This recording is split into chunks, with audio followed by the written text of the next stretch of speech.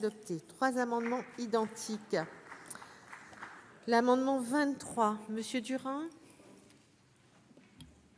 Monsieur. C'est moi, Madame la présidente. Monsieur le ministre, Madame la présidente, mes chers collègues, dans de nombreux territoires, les territoires ont de besoins en matière de reconstruction à neuf de leurs casernes de gendarmerie. Ces casernes vétustes ont besoin d'être remplacées dans les prochaines années afin que les gendarmes travaillent et soient hébergés dans de meilleures conditions. C'est le cas en Meurthe-et-Moselle, dans la Nièvre et dans bien d'autres départements. Ces casernes situées en milieu rural ne répondent pas aux normes actuelles de confort et de sécurité, avec un impact donc sur les conditions de travail et la vie des gendarmes et de leurs familles, et donc sur l'attractivité également des affectations des gendarmes. Le décret de 2016-1884 relatif aux conditions de réalisation de ces logements dispose que l'État garantit un loyer au maître d'ouvrage d'un montant plafonné et proportionnel au nombre d'unités de logement de la caserne. Ce loyer qui est versé au maître d'ouvrage est donc décorrélé de la taille des casernes, dont les surfaces comprennent, en plus des logements, les locaux indispensables au service. Ces locaux nécessaires, quelle que soit la taille de la caserne, représentent donc un coût fixe important qui pénalise les petites casernes dont le coût de revient à l'unitaire par logement devient par conséquent infinançable et supérieur à la moyenne des grandes casernes. Dans ces conditions, les auteurs du présent amendement proposent au gouvernement de modifier le décret de 2013 sur les modalités d'attribution des subventions aux collectivités locales pour la construction de gendarmerie en ajustant la subvention d'investissement aux collectivités en fonction du nombre d'unités de logement des casernes. Par exemple, les casernes de moins de 9 unités de logement recevraient une subvention de 30%. Cette subvention pourrait être ensuite dégressive. Il est proposé également d'ajuster la durée du bail à cette durée des remboursements des emprunts contractés. C'est ainsi qu'on pourrait traiter de manière équitable les territoires ruraux et ce besoin de sécurité qui existe aussi en matière de territoire et d'espace rural. Merci. Merci. L'amendement 211, Monsieur Paul. Oui, merci Madame la Présidente. Le présent amendement est identique à l'amendement suivant de la Commission des lois avec laquelle nous partageons une même préoccupation. En effet, la création de 200 nouvelles brigades constitue certes une bonne mesure pour permettre à la gendarmerie de se rapprocher des territoires. En revanche, créer une brigade sur le papier est une chose, construire les locaux professionnels et les logements pour l'accueillir en est une autre. D'abord, ce n'est pas la même échelle de temps. Ensuite, il faut des moyens d'investissement car il n'existe toujours pas de locaux vacants, qu'ils appartiennent aux collectivités territoriales ou à l'État. Or, comme vous l'avez souligné, monsieur le ministre, ces moyens sont souvent fournis par les collectivités locales à travers divers dispositifs juridiques. Malgré certaines aides prévues par les textes, ce n'est pas neutre financièrement pour les collectivités. Les dépenses d'investissement sont comptabilisées dans les budgets locaux. Il existe donc un risque d'inégalité des collectivités devant ces dépenses à effectuer. Notre amendement vise ainsi à permettre l'adaptation des règles budgétaires et comptables ainsi qu'un meilleur soutien financier afin que seuls des critères liés à la délinquance et aux besoins de sécurité publique soient pris en compte pour l'installation de ces nouvelles brigades. Merci. Merci. L'amendement 225, Monsieur Hervé. Merci Madame le Président, Monsieur le Ministre, chers collègues, ainsi que messieurs Joly et Paul viennent de présenter leurs amendements. Il nous revient avec Marie-Philippe Daubresse de vous présenter le nôtre qui est strictement identique et qui recouvre exactement ce que les collègues ont évoqué de manière très précise. Monsieur le Ministre, quand vous allez décider de la construction de 200 nouvelles casernes de gendarmerie ou quand dans les territoires des casernes vont être agrandies pour les besoins nécessaires des gendarmes et de leurs familles, les investissements vont être portés par les collectivités territoriales, communes, intercommunalités et parfois on va avoir recours à des syndicats départementaux, à des bailleurs sociaux qui vont porter l'immobilier de ces constructions.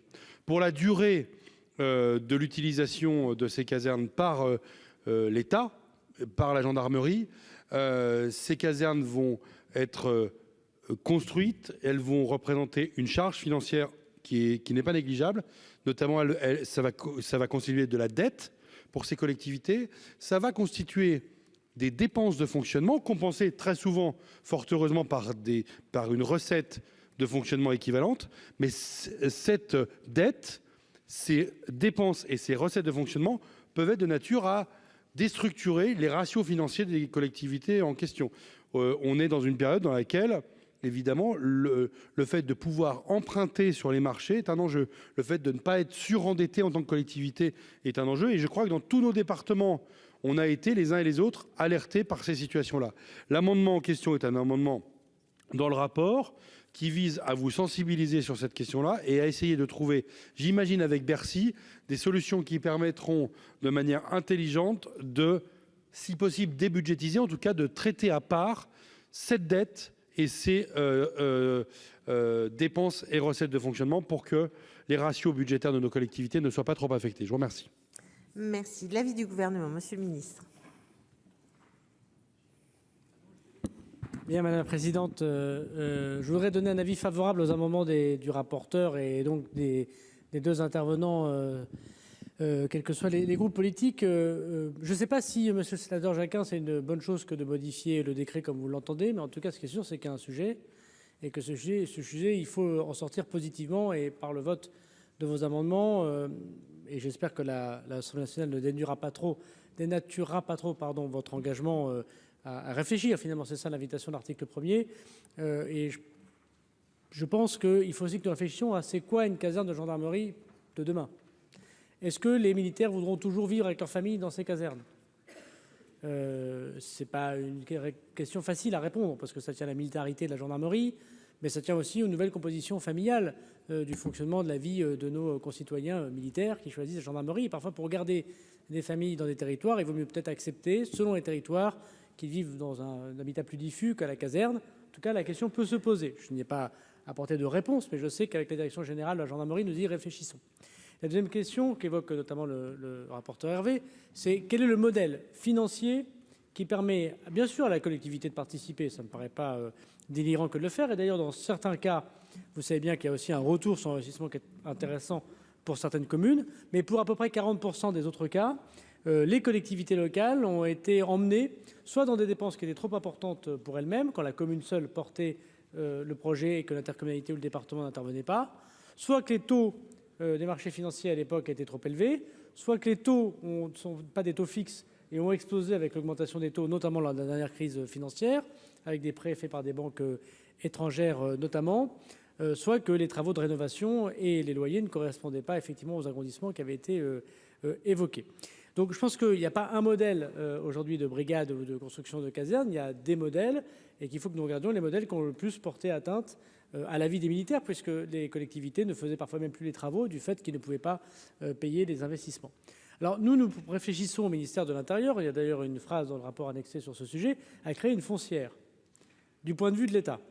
Pour l'ensemble des travaux du ministère de l'Intérieur, je dis au ministre Daubresse en le regardant, c'est une idée qui n'est pas neuve, mais qui est intéressante parce que l'État ne l'a jamais mis en place.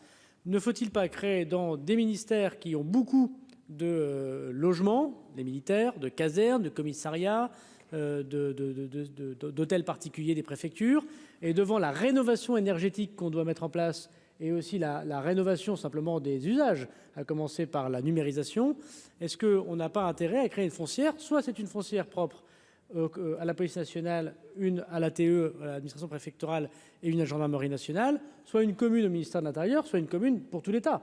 On peut tout à fait imaginer que l'État crée sa foncière, mais plus on agrandit évidemment les acteurs, plus c'est complexe et technocratique. Donc faisons ça peut-être au niveau d'abord du ministère de l'Intérieur et singulièrement de la gendarmerie nationale, qui sans doute a les difficultés d'immobilier les plus importantes parmi toutes les administrations que j'ai l'honneur de diriger.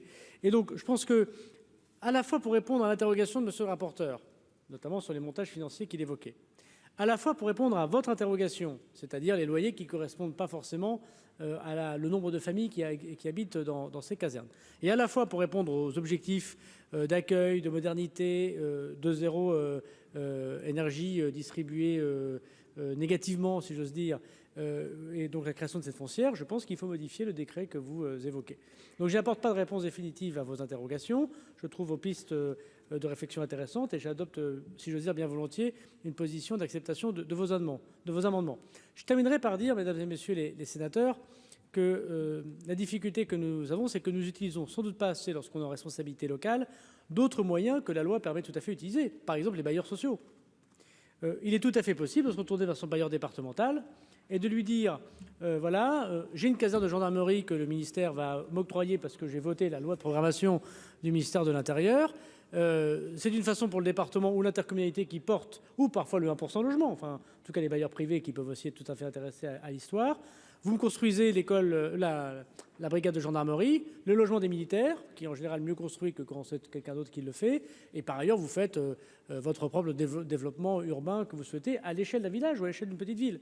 On utilise aussi, peut-être pas assez facilement, les dispositions notamment que les bailleurs sociaux peuvent nous offrir, surtout lorsqu'il s'agit d'équipements publics comme les gendarmeries. Quelques-uns le font, mais c'est vraiment pas la majorité du genre, pour reprendre l'expression du film. Donc vraiment, on est très ouvert. Ce qui est sûr, c'est qu'on ne peut pas continuer comme ça. Merci. Madame Goulet. Oui, Madame la Présidente, Monsieur le Ministre, c'est un amendement que je vais évidemment voter dès demain. Nous avons dans l'Orne, et vous avez été particulièrement bienveillant sur ce dossier, le dossier de la gendarmerie de Tourouvre, parce que là, les chiffres sont sensibles. 1,750 million €. Le ministère de l'Intérieur, 193 000. Les loyers sont vraiment trop bas. Mais je voudrais aussi dire que de nombreux efforts ont été faits, car désormais, ce type de construction peut bénéficier du FCTVA, ce qui n'était pas possible avant l'année dernière. La loi de finances, désormais, le permet. Donc le retour du FCTVA est quand même aussi très important. Ça crée évidemment une grosse différence dans l'économie de la construction. Mais en toute hypothèse, Monsieur le Ministre, il est certain que les loyers sont en général trop faibles. Ceux qui sont payés en tous les cas par le ministère de l'Intérieur sont en général trop faibles pour assurer l'économie. Quoi qu'il en soit, je crois que le cas de la gendarmerie de Tourouvre est réglé grâce au préfet qui a été tout à fait à l'écoute des habitants qui avaient besoin de cette gendarmerie. Je pense que cet amendement est extrêmement bienvenu et en tous les cas, je le voterai. Merci. Madame Gisèle Jourda. Merci Madame la Présidente. Simplement dire bien entendu que je suis extrêmement favorable à ces amendements et notamment celui que nous avons donc présenté avec Philippe Paul. Pourquoi ? Parce qu'il y a une réelle interrogation sur nos territoires par rapport aux collectivités locales. Alors cela se pose tant dans le milieu rural que dans le milieu périurbain. Parce qu'on a tellement fermé à un certain moment, tellement redéployé qu'on n'a plus de locaux en capacité de pouvoir héberger. Et lorsque on est devant cette proposition d'une part de brigades dont fixe, mais surtout de brigades mobiles, on est sur les territoires dans la recherche de pouvoir offrir le meilleur service. Et je suis tout à fait, j'ai été sensible aux propos de Monsieur le Ministre lorsqu'il dit qu'il faut adapter parce qu'effectivement la vie des gendarmes a changé et nous devons de faire et de proposer quelque chose qui soit cohérent. Lorsqu'on voit les parcs que nous avons de logements avec l'obligation des gendarmes d'y être et comment ils ne répondent plus aux objectifs de la vie moderne telle que nous la concevons et de la dignité même. Il y a certains logements, vous parliez, Monsieur le Ministre, des bailleurs sociaux, mais à un moment, il y a la rénovation de ces locaux. Donc je crois que là, avec le vote de cet amendement, c'est un premier pas et surtout, ça crédibilise ce projet des 200 brigades supplémentaires qui répondent à un maillage territorial. Merci. Monsieur Rittmann.